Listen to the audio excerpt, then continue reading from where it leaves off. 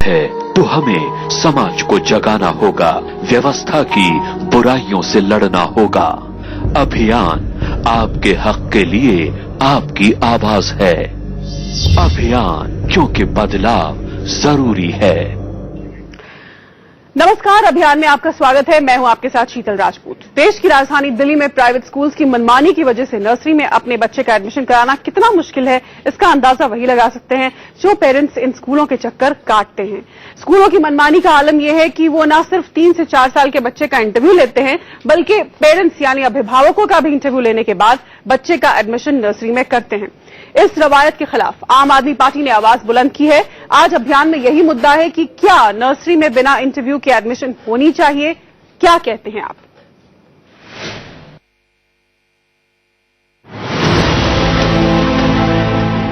दिल्ली में प्राइवेट स्कूलों की मनमानी और अभिभावकों की परेशानी जग जाहिर है। अपने बच्चे का नर्सरी में एडमिशन कराने के लिए अभिभावकों को दांतों तले पसीना आ जाता है। वजह है प्राइवेट नर्सरी स्कूलों की भारी भरकम फीस, डोनेशन और 6 साल से कम बच्चे के साथ अभिभावकों का भी इंटरव्यू होना। मगर इस रवायत के खिलाफ दिल्ली सरकार ने झंडा बुलंद किया है।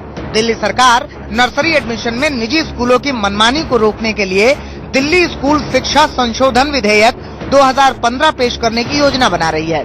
अगर दिल्ली सरकार ने इस ओर कदम बढ़ाया तो दिल्ली के अभिभावकों को बड़ी राहत मिलेगी। जब अगर बिल पास हो जाता है तो इसको वेलकम करते हैं। ये जो नए स्कूल्स आए हैं, वही जो दुकानें बन के रह गई हैं, वो इस काम कर रहे हैं, क्योंकि हम तो इसका स्वागत करेंगे। दिल्ली सरकार जो कानून बनाने की तैयारी कर रही है, उसके हिसाब से एडमिशन के नियम का उल्लंघन करने वाले किसी व्यक्ति या स्कूल को 5 साल से कम सजा नहीं मिलनी चाहिए और ये सजा 10 साल तक बढ़ाई जा सकती है। प्रस्तावित मसौदे में कहा गया है कि गैर सरकारी सहायता प्राप्त प्राइवेट स्कूलों में किसी भी कक्षा या किसी भी कोर्स के अध्ययन के लिए फीस को निर्धारित करने के लिए सरकार एक समिति गठित करेगी। समिति में उच्च न्यायालय के एक रिटायर्ड न्यायाधीश इसके अध्यक्ष के तौर पर होंगे, वहीं शिक्षा निदेशक और एक चार्टर्ड अकाउंटेंट इसके सदस्य होंगे। मसौदे के नियम का उल्लंघन करने वाले स्कूल को ज्यादा ली गई राशि को 9% ब्याज के साथ 1 महीने के अंदर लौटाने का निर्देश दिया जाएगा। आपको बता दें कि एक आंकड़े के मुताबिक दिल्ली में 5043 नर्सरी स्कूल हैं। इनमें 2666 सरकारी स्कूल हैं, जबकि 2377 प्राइवेट स्कूल हैं। इन स्कूलों में 2636 प्री प्राइमरी और प्राइमरी स्कूल हैं, जबकि 583 मिडिल स्कूल हैं। 1824 सेकेंडरी और सीनियर सेकेंडरी स्कूल हैं। इन स्कूलों में करीब 38 लाख स्टूडेंट्स पढ़ते हैं। स्क्रीनिंग प्रोसीजर जो है वो प्रोहिबिटेड है और ये क्रिमिनल ऑफेंस था उसके अंदर। लेकिन हुआ क्या कि दिल्ली हाई कोर्ट ने अपने एक 2011 के फैसले के अंदर ये कह दिया कि जो राइट टू एजुकेशन एक्ट है वो सिर्फ 6 साल से ऊपर के बच्चों पे लगता है, 6 से 14 तक, 6 से नीचे के बच्चों पे नहीं लगता। इसलिए क्योंकि ये जो एडमिशन होते हैं नर्सरी में, ये 3 साल और 4 साल के बच्चों के होते हैं। साफ है कि अगर दिल्ली सरकार प्राइवेट स्कूलों की मनमानी को रोकने के लिए ऐसा नियम बनाती है तो मनमानी करने वाले स्कूलों पर नकेल कस जाएगी और दिल्ली के अभिभावकों को काफी राहत मिलेगी। शिवानी त्यागी के साथ ब्यूरो रिपोर्ट, इंडिया न्यूज। तो एक बड़ी मुसीबत होती है अभिभावकों के लिए, पेरेंट्स के लिए, जब उन्हें अपने बच्चों को नर्सरी में एडमिशन करानी होती है और यकीनी तौर पर यह विधेयक अगर पास हो जाता है, ये बदलाव अगर आ जाता है तो उनके लिए, उन अभिभावकों के लिए एक बड़ी राहत की बात यह होगी। हमारे साथ इस वक्त खास मेहमान जुड़ गए हैं अभियान में। प्रवीण कुमार, आम आदमी पार्टी के प्रवक्ता हमारे साथ जुड़े हुए हैं। सुमित वोरा, फाउंडर admissionnursery.com, हमारे साथ स्टूडियो में जुड़े हुए हैं। सबसे पहले मैं प्रवीण कुमार के पास चलूंगी। प्रवीण जी, ये विधेयक जो आप लाने जा रहे हैं, ये एक रेवोल्यूशनरी विधेयक होगा, क्योंकि कई सारे कंसर्न्स पेरेंट्स के, अभिभावकों के रहते हैं। इसका ख्याल आपको कैसे आया और कुछ और हमें इस विधेयक के बारे में बताइए।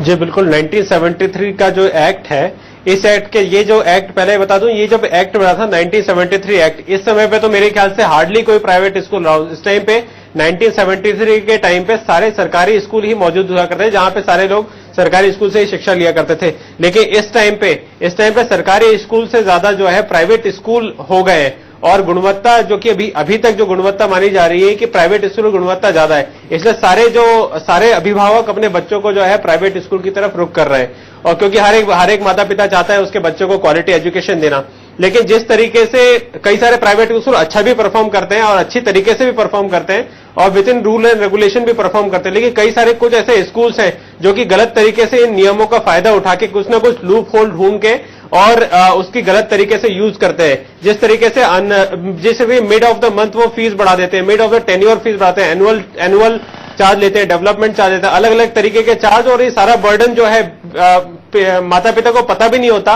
कि उनके ऊपर ये सब चार्ज लगने वाले हैं, उनके बच्चे की फीस इतनी ज्यादा महंगी होने वाली है। लेकिन उनके बाद जब उन्हें पता लगता है, जब तक वो होश में आते हैं तब तक उनसे वो फीस डिमांड कर ली जाती है।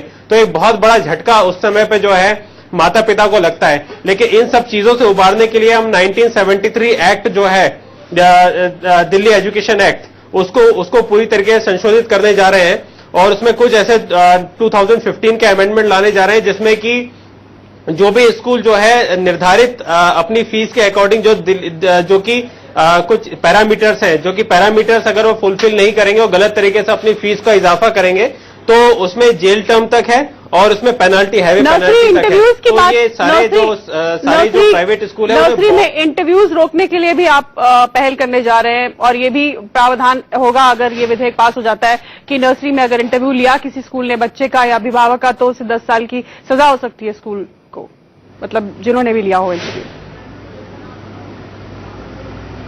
बिल्कुल, जिस तरीके से नर्सरी एडमिशन एक बहुत बड़ा रैकेट बन चुका है, मैं इसको रैकेट ही कहूंगा। नर्सरी एडमिशन बहुत बड़ा रैकेट बन चुका है। जिस तरीके से ईडब्ल्यूएस का थोड़े दिन पहले हमारे पास ईडब्ल्यूएस का एक खुलासा हुआ कि 200-250 जो है इस तरीके के फर्जी सर्टिफिकेट सामने आए, क्योंकि वो नर्सरी हर एक अभिभावक अपने बच्चे को अच्छे स्कूल में पढ़ाना चाहता है और नर्सरी क्लास ऐसी जो क्लास है जिसके लिए हर एक माता पिता जो है होड़ में लगा हुआ है, जिसका फायदा उठा के जो है प्राइवेट स्कूल कई सारे डोनेशन भी वसूल करते हैं। लेकिन इन सब चीजों से निजात दिलाने के लिए, इन सब की पेचीदगी से निजात दिलाने के लिए 1973 एक्ट में ये भी हम प्रोविजन करने की कोशिश कर रहे हैं कि 6 साल तक के जो भी बच्चे हैं इनका किसी भी तरीके से कोई भी इंटरव्यू न लिया जाए, ना ही अभिभावक के इंटरव्यू लिया जाए, क्योंकि अगर हम राइट टू इक्वालिटी की बात करें तो और इक्वल अपॉर्चुनिटी टू ऑल की बात करें तो एक बच्चे को तो नहीं पता जिसका खामियाजा क्या होता है कि अगर अमीर का बच्चा है और अगर वो बच्चा अगर पढ़े लिखे तबके से आया है तो उसको तो एडमिशन मिल जाता है क्योंकि उसके माता पिता इंटरव्यू दे देते हैं। लेकिन गरीब जो बच्चा है उसके माता पिता इंटरव्यू देने में इतने सक्षम नहीं है तो उसके बच्चों को एडमिशन नहीं मिल पाता, जिसमें कि इक्वल अपॉर्चुनिटी टू ऑल को बच्चा तो एक बहुत नादान सा है, उसे नहीं पता कि सिस्टम क्या है, उसे नहीं पता कि स्कूल क्या होता है, वो तो बिल्कुल नादान है, उसने तो अपने आप को सौंप रखा है। बिल्कुल, वाकई काफी क्रांतिकारी कदम कहलाया जाएगा अगर वाकई इस तरह का विधेयक आता है, पास हो जाता है। हमारे साथ सुमित वोरा जुड़े हुए हैं, फाउंडर admissionNursery.com के। सुमित जी, जिस तरह प्रवीण कुमार कह रहे थे कि नर्सरी एडमिशन का एक बहुत बड़ा रैकेट बन गया है, आप इस चीज से इत्तेफाक रखते हैं? मैं बिल्कुल 100% से एग्री करता हूँ। एक्चुअली इसमें यहाँ पे 3 चीजें हमें अलग अलग करके देखनी चाहिए। पहला तो जो 10 साल का जो टर्म लाया जा रहा है, एक बहुत स्ट्रिंजेंट एक्शन है, बहुत अच्छा स्टेप लिया जा रहा है। और सेकंड, फी स्ट्रक्चर फी का हो गया जो बढ़ाया जाता है स्कूल। थर्ड हो गया नर्सरी एडमिशन क्राइटेरिया। हम पहले पे आते हैं जो आपने बताया बेसिक मुद्दा आपका। एक्चुअली क्या है, दिल्ली में जो तो पुराने स्टेब्लिश स्कूल्स हैं, करीब 70-80% जो स्कूल हैं वो नर्सरी में तो बहुत फेयर रहते हैं क्योंकि वो सबकी लाइमलाइट में रहता है, सबको ऑनलाइन पोस्ट करना होता है, तो वो कोई इंटरव्यू नहीं करते। जो 20-30% जो स्कूल हैं, खासकर जो वेस्ट दिल्ली में नए खुले हैं, जो दुकान बन के रह गए, जिनको डोनेशन से नहीं है और पैसे एक्सट्रैक्ट करने हैं, वो पेरेंट्स को बुलाते भी हैं और उनका स्टिंग भी किया हमने 2-3 बारी। लेकिन अब उनको दोबारा स्टिंग होगा, उसके उन्होंने फुल प्रूफ फॉर्मूले निकाल लिए और पेरेंट्स को लिख दिया जाता है, जब बाहर निकलते हैं दीवार पे कुछ बात नहीं की जाती, अगर आपने 60,000 रुपये नहीं जमा कराए तो आपकी एडमिशन नहीं होगी। उसके बाद सोसाइटीज के नाम पे चेक लिया जाता है। और मैं बिल्कुल एग्री करता हूं कि इंटरव्यूज होती हैं, लेकिन अगर हम बोले सब स्कूल लेते हैं, ये भी गलत है। अगर हम बोले कि बिल्कुल नहीं होते, ये भी गलत है। होती है 20% में होती है, लेकिन कुछ बहुत बड़े और रिनाउंड स्कूल हैं, सो कॉल्ड क्रीमी स्कूल, जो इनडायरेक्ट स्क्रीनिंग करते हैं, वो भी इंटरव्यू है, लिख देंगे कॉन्ट्रीब्यूशन टू सोसाइटी। अगर आपने कोई मेडल जीता वो इनडायरेक्टली आपके पेरेंट्स, अगर स्कूल्स को ऑटोनॉमी दी जाए तब तो वो अब जैसे कुछ स्कूल से एग्जाम्पल सेट किए, इस साल ऑटोनॉमी नहीं स्क्रीनिंग की, लेकिन कुछ स्कूलों ने आपका स्टेटस जाना, इनडायरेक्ट आपका क्वेश्चन पूछे कि आपका प्रोफेशन क्या है। अगर आप डॉक्टर, सीए, इंजीनियर हैं या आप इंडस्ट्रियलिस्ट हैं, तब तो आपको एडमिशन दे दी उन्होंने। तो ये सब इंटरव्यू के तरीके हैं और मैं बहुत एग्री करता हूं। बाकी इसको कुछ लोग बहुत हार्श बोलेंगे और मैं ये 10 साल की सजा का जो प्रावधान, क्या इस पर आप क्या कहना चाहेंगे? मैं ये कहना चाहूंगा कि जो वहां की मैनेजमेंट है, जो वहां पे लोग हैं, जो अगर कोई स्कूल ऐसा करता है तो एग्जाम्पल सेट करना चाहिए, ताकि किसी की हिम्मत ना हो ऐसा करने की, बिल्कुल करना चाहिए। लेकिन जो स्कूल ऐसा नहीं कर रहे, और अगर किसी के कंप्लेंट आती है, पहले उसको उसकी इन्वेस्टिगेशन प्रॉपर होनी चाहिए, किसी के साथ अन्याय नहीं होना चाहिए।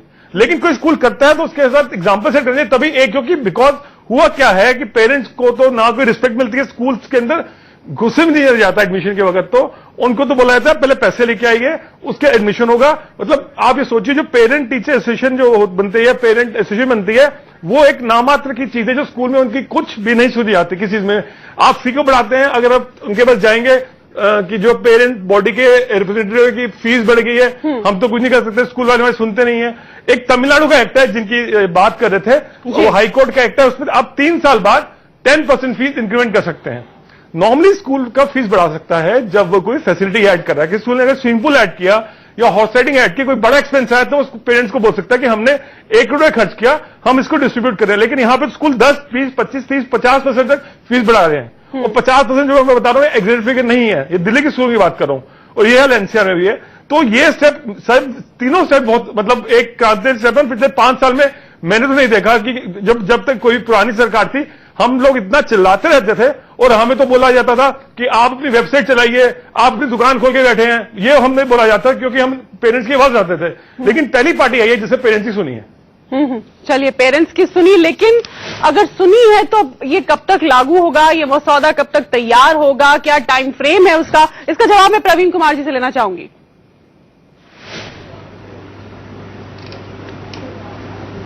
जी 1973 एक्ट को जो रिन्यू करने का और उसमें अमेंडमेंट करने का जो प्लान है, इसके लिए स्पेशल सत्र बनाने की तैयारी है, क्योंकि ये संविधान में हमें इसका अमेंडमेंट करना पड़ेगा। संविधान में हमें स्पेशल सत्र बुला के हमें इसका अमेंडमेंट करना पड़ेगा और सारा सदन को इसमें मत करना पड़ेगा, तब इसमें अमेंडमेंट पॉसिबल है, और बिल्कुल पॉसिबल है इसमें अमेंडमेंट। और एक और चीज जो कि अभी हमारे साथी बोल रहे थे, इसमें एक और चीज मैं ऐड करना चाहूंगा कि जो जितने भी स्कूल्स हैं, ये नो प्रॉफिट नो लॉस के बेसिस पे चलते हैं, कि सरकारी संस्थाएं जो होती हैं, इसको नो प्रॉफिट नो लॉस के कैटेगरी में रखा गया है, कि यहाँ पे कोई बिजनेस करने के लिए या प्रॉफिट मेकिंग के लिए नहीं आता, यहाँ पे सारे जो है समाज सेवा के लिए आते हैं। लेकिन जिस तरीके से कई सारे स्कूल तो अच्छा परफॉर्म कर रहे हैं, लेकिन कुछ ऐसे स्कूल हैं जो कि आइडेंटिफाइड, जो कुछ ऐसे स्कूल हैं जो कि जिन्होंने इस एजुकेशन के काम को एक बिजनेस बना लिया है, और गलत तरीके से पैसा जो है पेरेंट्स के पॉकेट से जो है छीनने की कोशिश कर रहे हैं, लेने की कोशिश कर रहे हैं। तो ऐसे ही स्कूल जो कि गलत तरीके से और कुछ ना कुछ प्रेशराइज तरीके से पेरेंट्स से पैसा वसूल कर रहे हैं, ऐसे स्कूलों के लिए इस तरीके के नियम, स्ट्रिजेंट नियम जो है बहुत ज्यादा जरूरी हो गए, अगर हमें सिस्टम को बैलेंस करना है। अब अगर हमें एजुकेशन, क्वालिटी एजुकेशन और सिस्टम को बैलेंस करना है, इस तरह के नियम हमें लाने पड़ेंगे, तब जाके हमारा बच्चों को जो है क्वालिटी एजुकेशन और एक सस्टेनेबल एजुकेशन मिल पाएगी। जी बिल्कुल। एक ब्रेक का वक्त हो रहा है, मैं आऊंगी आपके पास ही। ब्रेक के बाद हम जानने की कोशिश करेंगे कि इसमें क्या रोड ब्लॉक्स हो सकते हैं, क्या दिक्कतें हो सकती हैं, स्कूल अगर विरोध करे तो उसके लिए सरकार की क्या तैयारी होगी। एक छोटे से ब्रेक के बाद आप देखते रहिए अभियान। ब्रेक के बाद आपका फिर स्वागत है। तो दिल्ली सरकार एक ऐसा कानून लाने की तैयारी में है, अगर वो कानून आ जाता है तो फिर नर्सरी की एडमिशन में बच्चों के इंटरव्यू नहीं होंगे, पेरेंट्स के इंटरव्यू नहीं होंगे, और अगर कोई स्कूल या कोई इंटरव्यू करता है तो 10 साल की सजा का प्रावधान होगा, और कई सारे और भी उसमें बदलाव जो है वो प्रपोज किए जा रहे हैं। इस पर दिल्ली की जनता का क्या सोचना है, पेरेंट्स का क्या सोचना है, अभिभावकों का क्या सोचना है, आइए देखते हैं।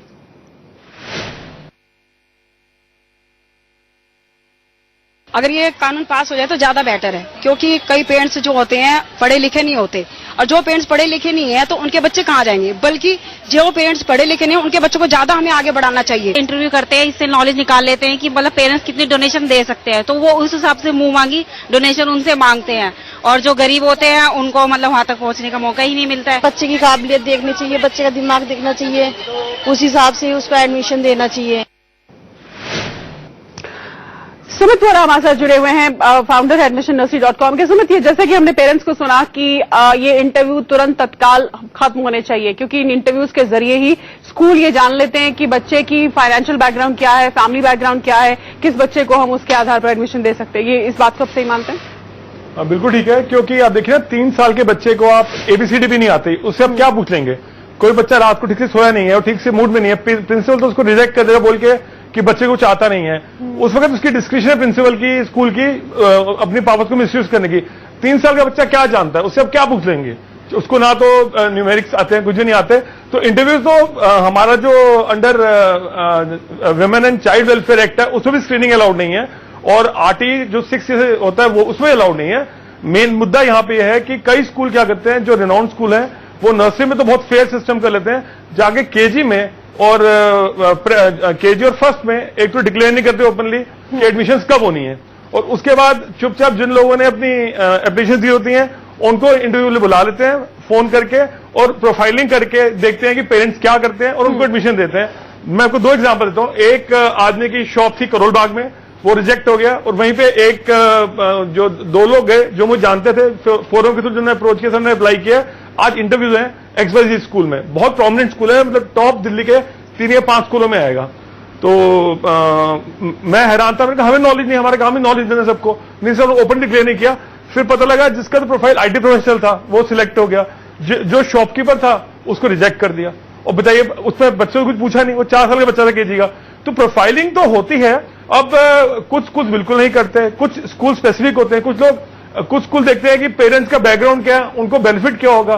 कुछ स्कूल जो है वो ये भी देखते हैं कि डोनेशन कितनी दे सकता है पेरेंट आगे जाके। कुछ होगा कि अब कई स्कूल हैं वो ओरिएंटेशन भी देते हैं 45,000 रुपए, जस्ट जब आप स्कूल में एंटर करते हैं, एडमिशन लेते हैं, आपको 49,000 देना है just for the 4-5 days to know the school. बाकी स्कूल 1% लेता।